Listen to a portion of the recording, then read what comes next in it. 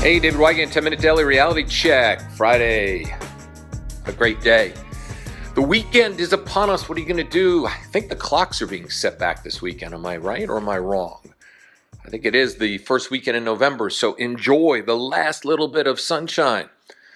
Fall back, spring forward. I like falling back. I think falling back is sexy. It gets dark early. It's what I call cuddle season. 'Tis the season to cuddle.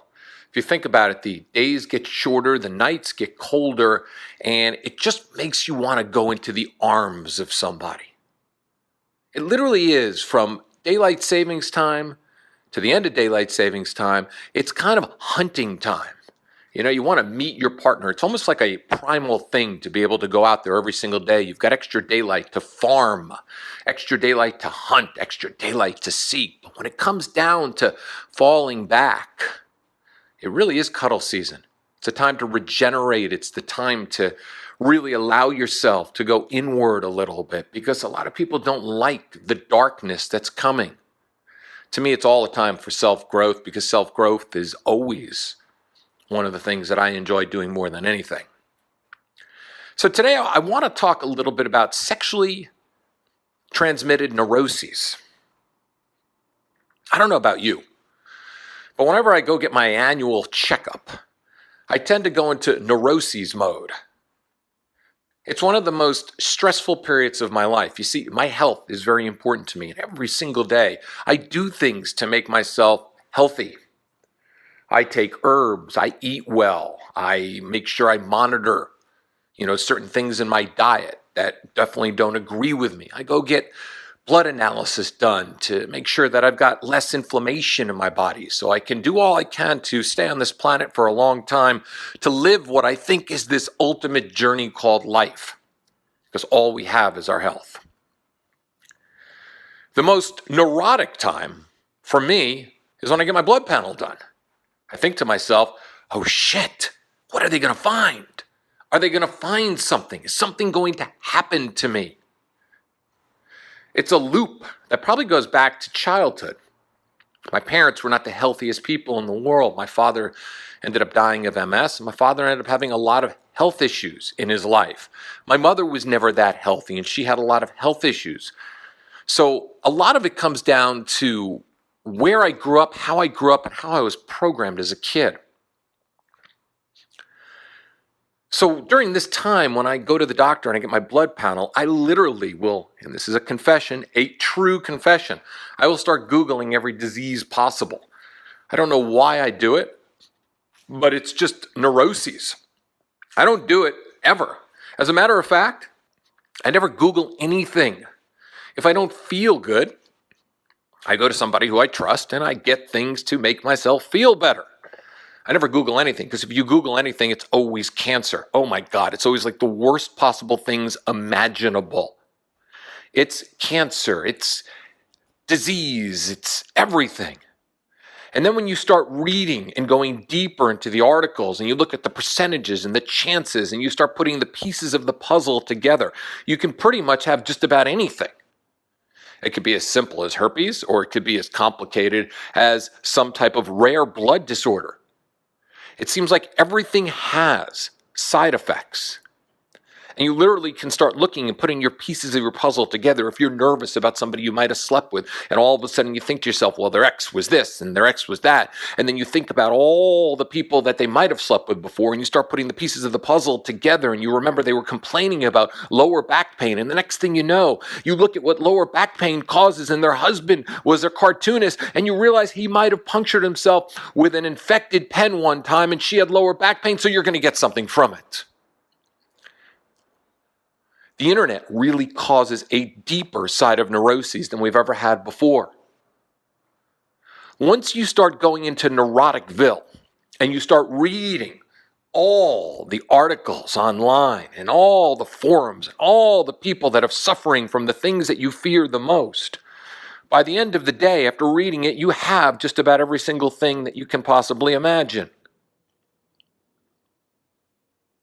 And it's always such a relief when the doctor calls you and says everything is fine. But why do we do this to ourselves? Why do we take ourselves down this path and down this neurotic journey? I call it sexually transmitted diseases of the mind because it's the mind that's actually playing everything out for you. It's amazing, in the heat of passion, we don't think about the risk. And then all of a sudden we go and we get tested, and all of a sudden we think about the risk that we took. Whether it was mild, whether it was a big risk, whether it was a small risk. We don't think about the food that we're eating on a regular basis. We go for that greasy burger and those greasy fries, and we eat those sugary substances, and we down all the alcohol.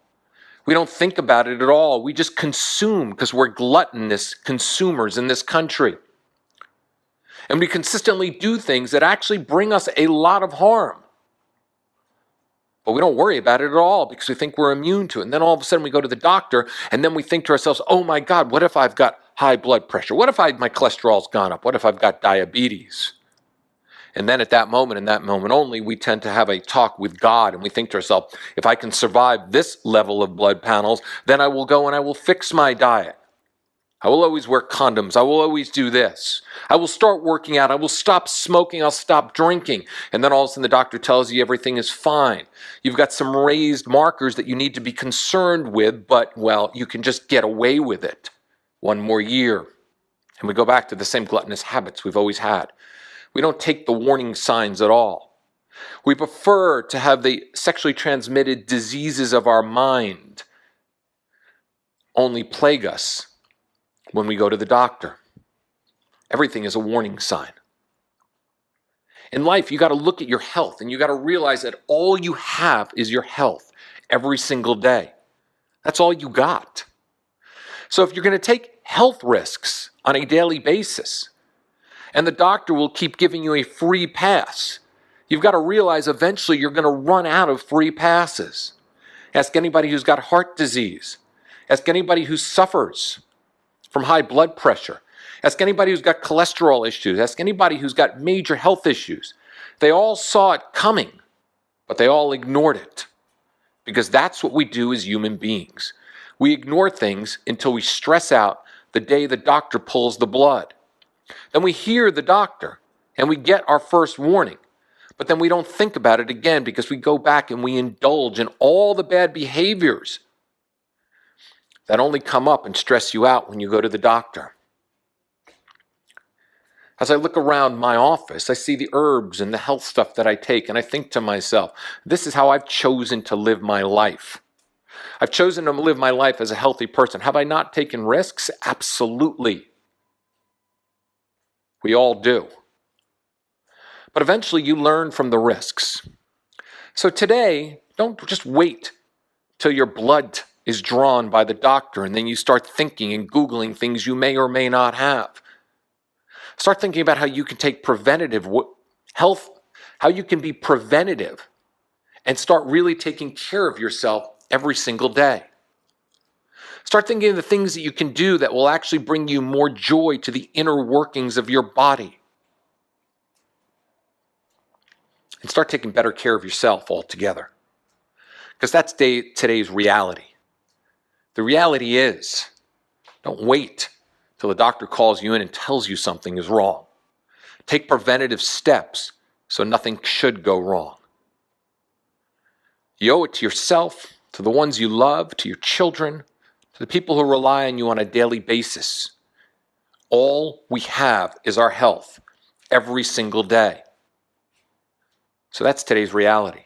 Care for yourself like you truly love yourself. 10-minute daily reality check is out. This is the weekend of November. You got 60 days left in the year. What are you going to do to make this year special?